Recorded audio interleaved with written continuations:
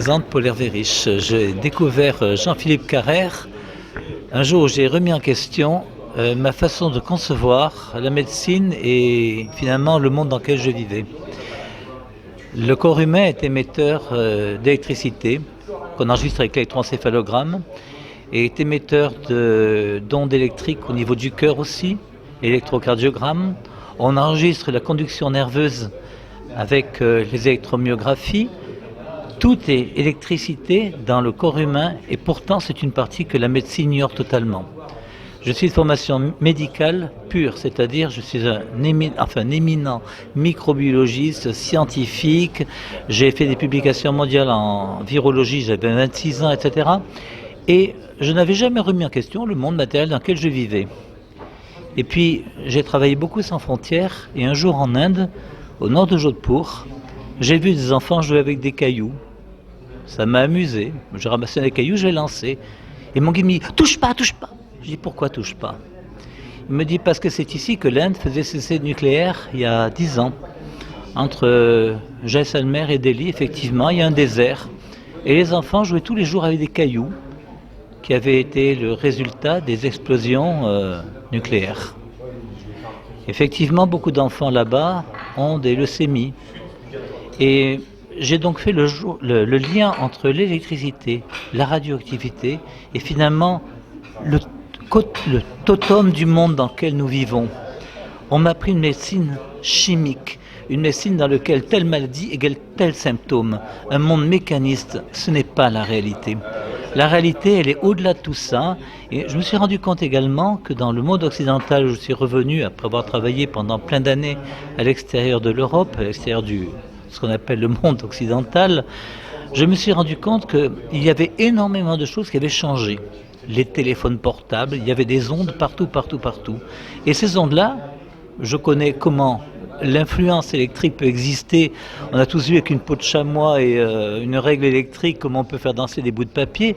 Je me suis rendu compte que l'homme était devenu une sorte de bout de papier et que les peaux de chamois existaient autour de nous, les règles on nous les vendait pour se faire électrocuter ou électrifier comme ça et qu'on dansait sans avoir la moindre notion de la charge d'électricité que nous ramassions, de la charge de radioactivité que nous prenons et qu'on au fond gavé comme des oies par l'ensemble des gens qui prétendument nous dirigent alors qu'en fait eux-mêmes ne savent même pas ce qu'ils font parce qu'on les paye. La corruption est universelle à ce niveau-là. Au niveau de ce que nous pouvons faire, nous, je me suis rendu compte qu'il y avait plusieurs solutions. La première, dans le domaine bactériologique, c'était de diffuser les connaissances que j'avais sur la phagothérapie.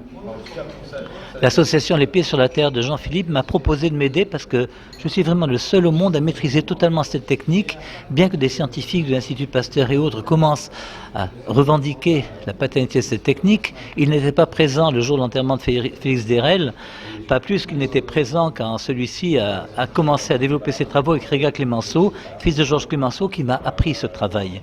Et donc cet homme à 86 ans cherchait un successeur qui puisse utiliser cette thérapeutique de soins qui se passait d'antibiotiques pour guérir de septicémie et des infections nosocomiales. J'ai traité, et elles ont guéri des centaines d'infections nosocomiales, des centaines de septicémies, d'ostéites, etc., avec une méthode ultra simple qui pour l'instant n'est pas officiellement reconnue. Elle n'est pas interdite, mais les infirmières ont peur de faire l'auto-hémothérapie en disant c'est interdit, c'est idiot. Elle n'a jamais été interdite, elle a été retirée de la codification en 1982 par une Europe qui elle-même appartient à des technocrates qui sont tellement incompétents que par exemple ils ont interdit de draguer les canaux en Hollande parce que sinon la mer va rentrer. Évidemment les polders seraient remplis d'eau salée, ce qui dessécherait les pelouses. Mais du coup dans les Cévennes, les cailloux ils envahissent les rivières, ça aucun problème. Là-bas les châtaigniers peuvent crever, l'eau est sous les roches, tant pis la Hollande est sauvée. Un autre exemple, les sbires de l'Europe ne veulent pas qu'on mette du bacille de Thuringe en Camargue pour tuer les larves de moustiques. Ça se faisait depuis 40 ans. C'est bio, ça n'altère ni la faune ni la flore. Depuis 3 ans, c'est interdit. On fait le lit à M. Monsanto. Résultat des courses, on a la chikungunya, on a la dengue et bientôt la Zika. Donc c'est un cri d'alarme aussi pour l'humanité que d'avoir le droit de parler enfin par quelques médias. De grâce, s'il y a des responsables d'Europe, que s'il y a un tribunal où on puisse les mettre pour qu'ils puissent être jugés pour leur incompétence et les conséquences de leurs actes. Et comment dire, quand on a quelqu'un, un membre de sa famille qui est un chikungunya, un truc comme ça, qu'il soit mis en face du responsable qui interdit de démoustiquer la Camargue.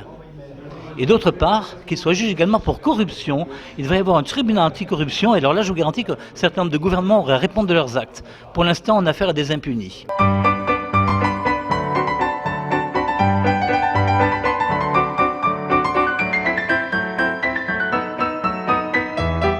Pour ce qui concerne le bactériophage, sujet pour lequel on m'a demandé de venir, il s'agit simplement de la réhabilitation d'un moyen naturel de guérison.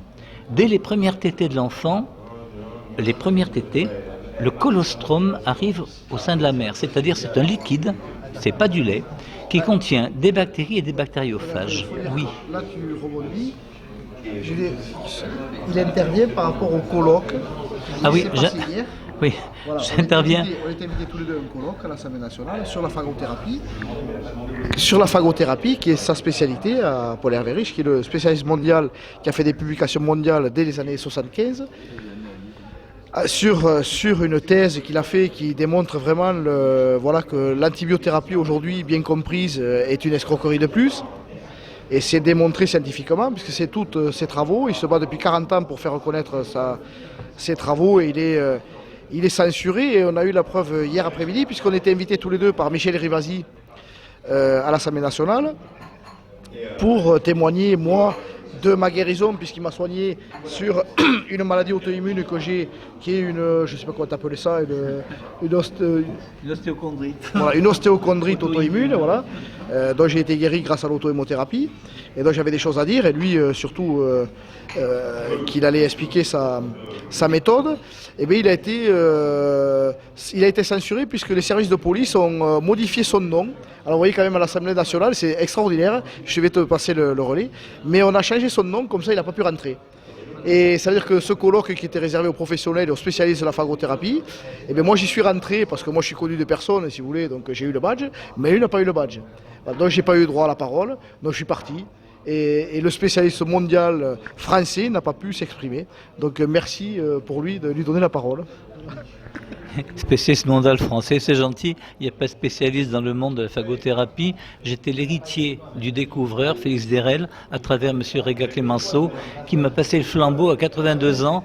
Ça n'intéressait personne parce que seuls les antibiotiques intéressaient la médecine qui se créait. Je voulais partir comme médecin sans frontières, comme médecin bénévole international. Je savais très bien qu'il n'y aurait pas de pharmacie dans un endroit où j'allais exercer. Donc cet homme pouvait m'apprendre à traiter les infections bactériennes sans antibiotiques. Ça me fascinait. Je suis resté 6 ans avec lui. J'ai appris donc la phagothérapie et je suis actuellement le fossile vivant de cette méthode. J'ai été invité hier donc par Michel Rivasi, député eurodéputé à l'Assemblée nationale, et on est arrivé, tout se passait bien. Puis au moment d'avoir ma carte pour rentrer, ah non, il y a marqué Hervé Riche, vous appelez Paul Hervé Riche, né le temps, la date correspondait et tout, vous ne rentrerez pas. Michel Rivasi elle-même a dit, mais attendez, il y a une erreur de la part de l'agent de la force publique qui a mal transcrit son prénom. Ah non, nous avons des ordres et consignes, il ne rentrera pas. Là, ça devenait beaucoup plus précis. Alors, tout de suite, il y a quelqu'un qui vient qui me dit « Ah, c'est la théorie du fameux complot ». Je dis pas du tout. J'ai le résultat elle-même, je n'en rentre pas. Le but est de m'empêcher de parler, ça marche. Qui est complot ou pas, je m'en fous. Le principal, c'est qu'on me fasse taire. Et je dis « Moi, je suis désolé, mais est-ce que vous allez faire une enquête pour savoir qui a commis l'erreur de ne pas transcrire mon prénom correctement et est-ce qu'il sera sanctionné ? Le jour où vous m'apporterez la preuve de ça, je penserai qu'il n'y a pas eu complot. Pour l'instant, je pensais vraiment que c'est visé. C'est une coïncidence. Non, c'est pas une coïncidence. Il y a beaucoup de coïncidences qui font qu'on n'a pas le droit de parler. Alors si moi, en tant que médecin, j'oublie une pince dans un corps humain lors d'une opération, j'aurai un tribunal devant moi. Je demande à ce que le fonctionnaire de police qui a fait cette erreur soit également devant un tribunal. Et là, ce jour-là, on pourra parler d'égalité citoyen. C'est pas le cas. Voilà. Donc en ce qui concerne cette méthode, je ne sais pas si vous m'avez invité pour la phagothérapie, on va y venir. La phagothérapie, reprenons, dès les premières tétées du nourrisson, le bébé va recevoir de sa mère du colostrum. Le colostrum, c'est un mélange d'eau, de sérum physiologique évidemment, de bactéries et un virus qu'on appelle bactériophage qui a été isolé vers les années 1917. Isolé sans le voir, puisque c'était en 1917, le microscope électronique était inventé qu'en 1955. Dès les premières tétées, donc, la flore intestinale va se mettre en place et au bout du 3e jour, le lait va se former et en réponse à la présence de calcium dans le lait maternel, tout le monde sait que l'acide chlorhydrique dissout le calcium, en présence au calcium présent dans le lait maternel, l'estomac va sécréter l'acide chlorhydrique. Et à ce moment-là, donc, il va acidifier et permettre de digérer tous les aliments à un pH tel qu'aucun être vivant ne peut survivre. Donc les bactéries à ce moment-là ne pourront plus survivre.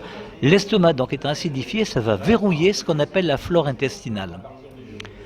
Dans cette flore intestinale, on retrouve donc un mélange de colibacilles, puis différents de bactéries qui vont ensemencer l'intestin tout le long et qui vont nous permettre à nous, mammifères, de digérer convenablement nos repas.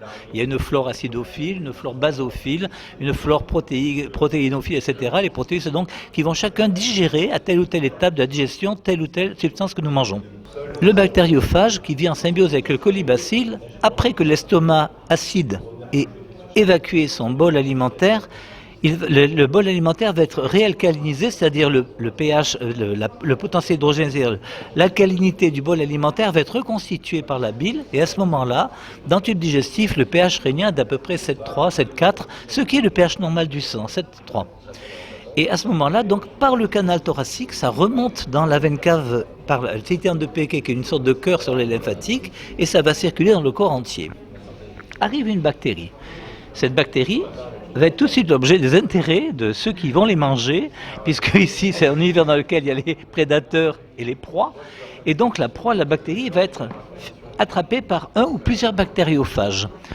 Les bactériophages, ce sont des petits virus. Un virus est 100 fois plus petit qu'une bactérie, et la caractéristique de ne contenir qu'un acide nucléique. Une bactérie contient 2 acides nucléiques, le bactériophage n'en contient qu'un, il a besoin donc d'une autre proie, où il y a l'acide nucléique qui lui correspond pour pouvoir se reproduire. Donc il va venir injecter son acide nucléique dans la bactérie où il va se fixer pour se reproduire. Un bactériophage seul pourra rentrer dans une bactérie, un peu comme un seul spermatozoïde va rentrer dans l'ovule de façon et tous les autres seront éliminés. C'est-à-dire qu'un seul bactériophage peut rentrer dans la bactérie, le premier qui rentre, c'est celui qui mange. Et à ce moment-là, il va digérer l'intérieur de la bactérie par l'intérieur en se reproduisant aux dépens de l'ADN de la bactérie. Il ne peut le faire, c'est évident, que si la bactérie est saine et vivante. Si la bactérie est malade ou morte, le bactériophage ne pourra rien faire puisqu'il ne peut pas utiliser un ADN qui est immobilisé. On ne fait pas du stop devant une voiture arrêtée. Donc, la bactérie à ce moment-là va exploser en libérant des centaines d'autres bactériophages, enfin des dizaines, qui vont petit à petit se reproduire sur d'autres bactéries et qui se fixeront d'autant plus goulûment sur la bactérie que celle-ci est la même que sur laquelle s'est fixé le premier. C'est-à-dire qu'en fait, on a acquis petit à petit une spécificité contre telle ou telle bactérie. C'est tellement précis qu'on se servait, et qu'on se sert parfois dans certains laboratoires pointus, de bactériophages pour typer les bactéries, ce qu'on appelle la lysotypie. Lyso veut dire en grec détruire. On se sert du bactériophage pour détruire telle ou telle bactérie par lysotypie. Mais c'est aussi le processus de guérison du corps humain, à savoir que le bactériophage va détruire les bactéries et que donc nous sommes en bonne santé. Si nous sommes malades, c'est parce que ce déséquilibre est rompu. Et la phagothérapie, ça consiste à remettre en place l'équilibre naturel du corps.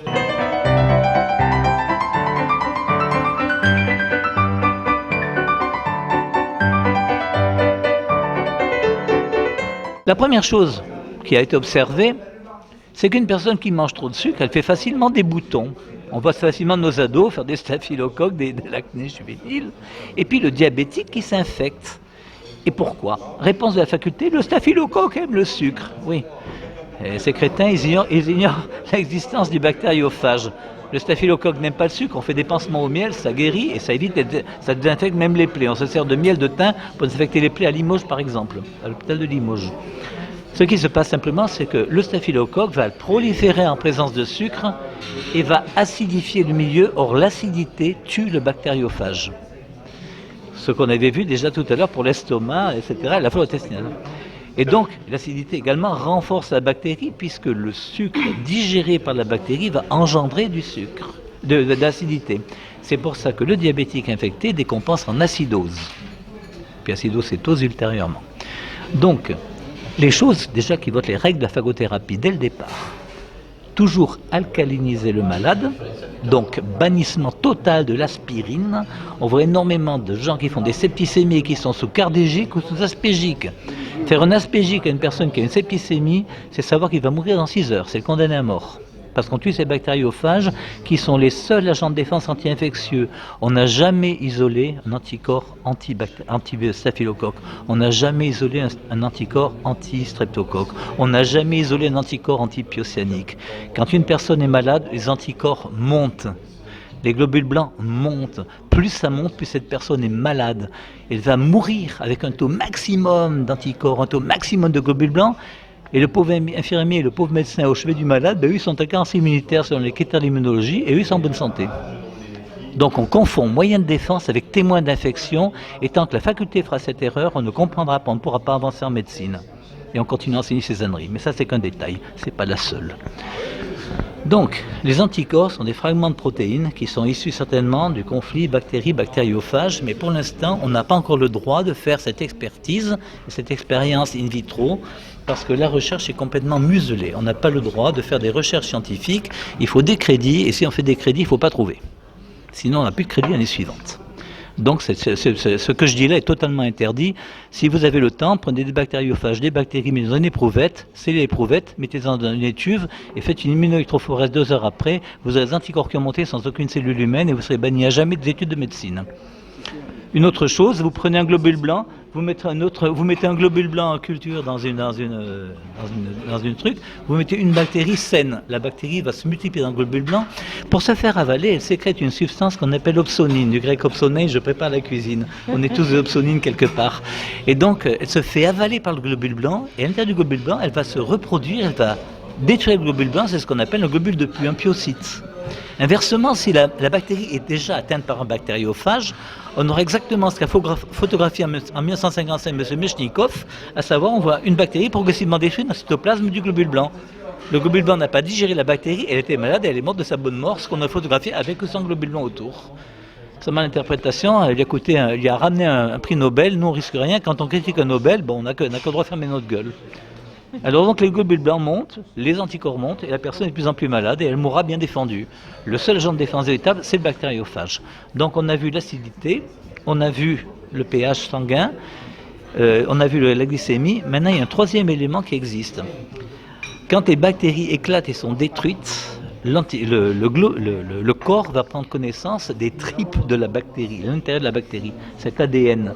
Cet ADN pathologique est identique à des fragments qu'on retrouve dans le bactériophage, puisque le bactériophage utilise l'ADN de sa bactérie, donc pour se reproduire, il va avoir des fragments des bactéries qu'il a digérées et qu'il a incorporées. Donc le corps va se sensibiliser contre ces bactériophages. Et sont des anticorps, on n'en sait rien, mais l'hypothèse est la suivante, on pense qu'il y a des anticorps antiphages qui se créent, ou des substances antiphages, on ne sait pas lesquelles, qui se créent contre le bactériophage. Et on sait comment les éliminer en prenant du sang qu'on réjecte dans la fesse, donc une auto-hémothérapie. On prend du sang dans une fesse avec des espacements réguliers qui ont été calculés sur des après je parle de la technique. Ces espacements de jour ont été calculés in vitro avec des tubes en verre par le professeur Rosenthal qui a découvert le 11e facteur de la coagulation. C'était pas une andouille. Et puis d'autres personnes, donc avec Clémence etc., qui ont travaillé sur les boîtes de pétri. Donc cette détection d'antiphages a été faite avec des concentrations différentes. On s'est rendu compte qu'on pouvait progressivement enlever ce pouvoir de destruction des bactériophages en faisant une auto-hémothérapie. Cette technique consiste à prendre du sang dans une veine et à réjecter dans une fesse. Jusque-là, rien de particulier. On fait des espacements de jours assez rapides si c'est une maladie aiguë, type septicémie, assez long si c'est une maladie chronique, type ostéite ou ostéochondrite ou maladie auto-immune ou autre. Et on se rend compte qu'il y a des améliorations spectaculaires, parfois même des guérisons avant la fin du processus d'auto-hémothérapie. Auquel cas on parlera de guérison naturelle dirigée. Lorsque on fait cette auto-hémothérapie, le principe c'est de prendre du sang dans une veine, qu'on réinjecte dans une fesse, et on réinjecte assez haut, c'est-à-dire qu'on pique à l'auteur de l'épine iliaque, puisque là il n'y a pas de sciatique, il n'y a pas de nerf. Cet acte était codifié pour les infirmières jusqu'en 1982. Actuellement, quand je demande à des infirmières, pouvez-vous me faire une auto-hémothérapie pour tel patient et ami, puisque je suis en retraite, je ne travaille plus. Ah non, non, non, non, c'est interdit. Il n'y a aucune interdiction de l'auto-hémothérapie. Elle a été retirée de la codification, parce qu'en plus ça rapportait pas cher, hein, c'était l'équivalent d'une intraveineuse plus une intramusculaire divisée par 2, donc c'était pas rentable. Mais ça a été retiré de la codification, ça n'a jamais été interdit. Et les jeunes infirmières ont très peur, parce que maintenant, on vit avec la menace des conseils de l'ordre. Le conseil de l'ordre médical a été inventé par Pétain, qui voulait que les médecins dénoncent les juifs, les résistants et les maquisards. Puis il a été maintenu par De Gaulle, etc. Actuellement, il n'y a plus ni juifs, ni résistants, ni maquisards, simplement des médecins qui osent pratiquer une médecine différente. De Gaulle avait dit, je vais supprimer le Conseil de l'ordre après la guerre, puisque c'était Vichy quand même, et bon, les institutions pétainistes, soi-disant, on lutte contre, mais pas toujours quand ça rend service. Et donc, pour l'instant, le Conseil de l'ordre a dit non, non, nous, on veut continuer, on va défendre les médecins. Il n'existe à l'heure actuelle aucun médecin qui ait été défendu par l'ordre des médecins depuis 1946. Aucun. Par contre, ils ont un jugement à huis clos. Alors vous savez, c'est comme dans Angélique, on se sent tout Geoffroy de Perrac, on est en bas sur un petit tabouret, puis vous avez en face de vous des ânes, parce qu'il n'y a pas d'autre mot, qui ne connaissent pas votre science, qui n'ont aucune notion de votre science, et c'est l'Inquisition, tout à fait. Ils sont là, vous avez fauté, vous dites que ça marche, vous n'en avez absolument aucune preuve. Mais si j'ai les preuves, on vous demande de vous taire, vous n'avez pas le droit de parler. Bon. Vous n'avez pas le droit d'avoir un témoin, et même pas. Ce que je demande officiellement au ministère de la Santé, c'est d'imposer, comme dans les cellules où il y a une garde à vue, qu'on ait au moins le droit à un avocat. Parce que pour l'instant, c'est un huis clos, et on est jugé par des andouilles.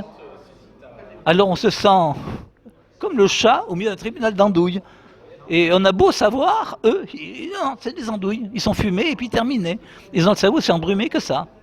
Le Conseil de l'ordre des médecins, c'est une imposture totale. Le Conseil de l'ordre des infirmières, pareil. Si une infirmière ose faire l'auto-hémothérapie, ah, mon Dieu, on va me retirer le droit d'exercer. Et les vétérinaires, pareil, j'en parlais hier avec des vétérinaires, ils sont hallucinés parce que là c'est pareil. Ceux qui n'en ont jamais entendu parler vont dire ça n'existe pas. J'ai eu droit à un médecin un jour qui m'a dit le bactériophage n'existe pas, je n'en ai jamais entendu parler. C'était un professeur. J'ai répondu mon cul non plus, on ne vous a jamais parlé, donc il n'existe pas. Et pourtant, il existe. Ah, j'ai parlé comme ça. Ça je ne sais pas, j'espère ça. Si, quelle horreur. Bon, j'espère que les auditeurs ne sont pas choqués. Bien, toujours est-il que la phagothérapie existe et j'ai des résultats spectaculaires avec cette technique, donc auto-hémothérapie, normalisation de la glycémie, etc. Et hier, on parlait avec des agriculteurs, puisque j'ai également aidé à traiter des chevaux qui avaient des septicémies à streptocoque, etc., et qui ont été guéris. Les agriculteurs sont en désarroi épouvantable parce qu'hier, ils ont aussi été refusés à l'Assemblée nationale. Le prétexte, c'est qu'eux, ils avaient fauché les OGM. Alors donc, ils ne pouvaient pas rentrer pour parler de leurs problèmes d'alimentation. Alors les agriculteurs sont dans une impasse un peu particulière. C'est des éleveurs de volailles. On leur impose un mode d'alimentation, ils n'ont pas le droit de donner autre chose que ce qu'on leur dit de donner. Et puis comme les poules sont malades, on leur fait payer des antibiotiques. Alors là aussi, il faut qu'ils achètent leurs antibiotiques, parce que là, il n'y a pas de remboursement. Hein. Donc on rend les animaux malades, et puis après, il faut qu'ils achètent des antibiotiques. Et puis après, on leur dit, bon, maintenant, écoutez, on est désolé, vos poules sont mortes, demandez une indemnisation à l'État. Alors on croit rêver. Les vaccins, bien sûr. Alors un conseil, ne mangez jamais de collier dans le couscous, parce que le collier, c'est là qu'on vaccine, c'est là qu'on met toutes les saloperies dans l'animal. Donc ne mangez jamais de collier. Merci pour le couscous. Ils vaccinent au niveau du collier, les vétérinaires. Mangez du gigot, c'est plus simple. Fallait pas parler comme ça. Je suis désolé, tant pis. Voilà, comme ça nos auditeurs au moins sauront les merdes que l'on mange et où on les mange. Dans le collier. Oui. Pardon. Oui. 2 secondes. Moi, comme dans toutes les, on va dire, on m'a appris qu'en ce moment, ils étaient en train au gouvernement de changer les mots. Je ne sais pas si c'est clair. Nos enfants sont en échec scolaire. Alors, pour pas qu'on se heurte à l'échec scolaire, ils sont en train de changer échec scolaire à réussite différée. Et ce mot, c'est ce que j'ai dit à Paul Hervé hier. On ne va pas appeler l'échec d'hier à l'Assemblée nationale. Je pense que c'est une réussite différée. Parce qu'on a fait quand même, on a rencontré des agriculteurs qui sont prêts à faire avec nous des essais avec le bactériophage. Et je pense que ça peut faire un grand bruit parce que la phagothérapie, bien évidemment, elle est très efficace pour l'homme, mais elle peut être très très efficace pour l'animal aussi, puisque c'est son alimentation qui acidifie le terrain et donc qui empêche le bactériophage, quand on l'a bien compris, de s'exprimer. Et donc qu'avec des mesures très simples, on peut aider énormément d'agriculteurs qui aujourd'hui sont en très grande souffrance. Et donc c'est ce que j'ai dit à Paul Hervé hier. Peut-être que les gens ne veulent pas comprendre l'intérêt de la phagothérapie directement pour l'humain, mais il y a la cause animale et je sais que ça te tient à cœur, Claire, par rapport à tout ton travail et surtout à celle de ta fille. Et je pense qu'il y a vraiment quelque chose à coordonner pour expliquer aussi cette science qui n'est pas comprise de la phagothérapie pour les animaux. Voilà. Moi j'aimerais bien que tu expliques plus en détail pour les gens, parce que les gens qui nous écoutent, ils voient que c'est une super technique, ils ne savent pas qui peut en bénéficier. Pour l'instant déjà, il n'y a aucun médecin dans le monde à part votre serviteur. Mais on va diffuser ton numéro. Tu peux y aller, ça ne gêne pas. Le problème c'est qu'il n'y a actuellement aucun médecin dans le monde qui ait cette compétence, puis ça fait 40 ans que j'exerce et que j'étais donc, comme j'explique, le successeur de Réga Clémenceau, qui lui-même était un fossile vivant, donc entre fossiles ça devient un peu dur. Non, un rêve qu'on fait seul est seulement un rêve qu'on fait ensemble, nous le nommons réalité. Et donc ce qu'il faut, c'est qu'on arrive à changer l'optique du monde sur les différentes possibilités qu'on a sur le plan thérapeutique et également sur les menaces qui nous environnent. Moi, je n'avais aucune conscience des menaces électriques avant que je rencontre Jean-Philippe et puis les pieds sur terre. Donc pour moi, c'était les pieds à la terre, pardon, les pieds à la terre. Oui, c'est vrai que sur la terre, ils zapatent, non pas vraiment. Non. Les pieds à la terre. Voilà. Et donc, si vous voulez, pour moi, c'était une compréhension, une ouverture, une compréhension autre du monde. Et j'espère qu'on pourra aller vraiment beaucoup plus loin dans la compréhension du travail qu'on fait ensemble, en tout cas. Voilà. La phagothérapie, des précisions, il y a mon site internet qui s'appelle bactériophage.info, sur lequel il y a des conférences qui sont relativement claires, et puis il y a mes coordonnées, si éventuellement vous voulez effectivement que je réponde. Il y a un site qui est en train de se créer qui s'appelle Docteur Phage, où nous pourrons apporter toutes les réponses également aux personnes qui nous interrogeront. Mais alors qui en priorité peut faire appel à cette technique? Alors en priorité, toutes les personnes qui sont en urgence, c'est-à-dire les sépicémies, staphylo, strepto, pyosanique, etc. Les personnes qui ont des infections nosocomiales, il y a 250 000 personnes qui meurent en Europe chaque année d'infections nosocomiales, c'est-à-dire d'infections antibiotiques. Alors le problème, c'est que quand on va parler à un médecin-chef dans un service d'infectiologie de bactériophagie, il ne connaît pas, il va vous dire c'est de la sottise parce qu'il ne connaît pas. Donc on a affaire à beaucoup d'esprits forts. Dans ces cas-là, vous dites à ce médecin-chef qu'il se mette en rapport avec moi et peut-être qu'on arrivera à obtenir la compréhension de ce phénomène et puis donc des soins logiques. Parce que si on arrive à tirer des juments de septicémie à streptocoque, il n'y a pas de raison qu'on ne tire pas des humains de septicémie à staphylo, par exemple. J'ai déjà eu fait, mais bon, on n'en parle pas puisque maintenant je suis en retraite, j'ai plus le droit officiel d'exercer. Voilà, mais il y a des preuves de tout ce Non, on a tous les éléments. Je me doute. Mais c'est pour ça qu'il a été censuré. Je reviens sur la censure. Je pense que... Je reviens sur la censure qu'il a eu hier. Je veux que les gens prennent conscience.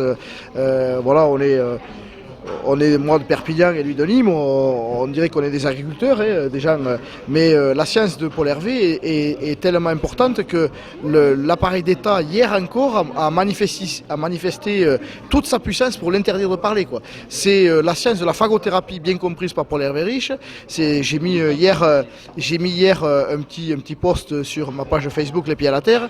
C'est la thérapie qui fait sauter la banque. Ça veut dire que quand c'est compris, ça veut dire que tout ce qui est antibiothérapie et marché de médicaments explose de suite. Voilà, ça veut dire que c'est immédiat. C'est-à-dire que le jour où les gens vont comprendre qu'en fait c'est l'homéostasie de notre propre corps entre cet équilibre entre les bactéries et les virus, parce que notre sang est capable de créer ses propres virus pour combattre ces bactéries, c'est ça la vérité, c'est que nous sommes des êtres extraordinaires d'autoréparation et d'autorégénération, et non pas qu'on est des êtres plus ou moins faibles et qu'on a besoin de vitamines ou toujours d'apports extérieurs pour être en meilleure forme, qu'on a en nous toutes les capacités d'avoir la pleine santé. Et bien de suite, c'est vraiment une thérapie qui fait sauter la banque. Donc j'espère que certains auditeurs qui vont comprendre le fond vraiment de cette thérapie vont prendre vraiment non pas la puissance de la thérapie, mais prennent contact avec nous parce qu'on a besoin de relais, quoi. Il faut que cette information circule. Paul Hervé est censuré depuis 40 ans, ça suffit, quoi. Aujourd'hui, on a la chance d'avoir des médias internet. Il faut que cette thérapie soit ultra diffusée. Alors merci Claire de nous permettre, et à la fois moi de parler, si tu veux, le travail de Paul Hervé, la conclusion de tout ce que j'ai compris sur les ondes électromagnétiques. C'est extrêmement lié, quoi. C'est voilà, tout est lié, quoi. Voilà, et on a besoin de relais, quoi. On pourrait faire, là on en parlait avec les agriculteurs, si demain on avait de bons sponsors, on est prêt à faire des essais dans des élevages pour vraiment que les éleveurs ne soient plus dépendants des antibiotiques. On sait faire avec sa thérapie, on sulfate de bactériophages dans des élevages et antibiotiques zéro, quoi. On rajoute un peu de bicarbonate dans l'eau pour remonter le pH des animaux et on va déclencher leur défense immunitaire. On a des solutions concrètes aujourd'hui, quoi. Mais c'est super boycotté, c'est super censuré, quoi. Voilà. Donc merci Claire, et je te repasse le micro si tu veux. Voilà. Ah non, ça y est, t'as tout dit. Non, moi je suis contente de donner la parole à des gens qui ont une autre, enfin qui ont à la fois la même vision que moi et qui sont des gens intéressants dans des domaines différents. Mais c'est vrai que tout est lié. La bouffe industrielle nous rend malades, les ondes nous rendent malades et la chimie nous rend malades. Donc il est temps de passer à autre chose.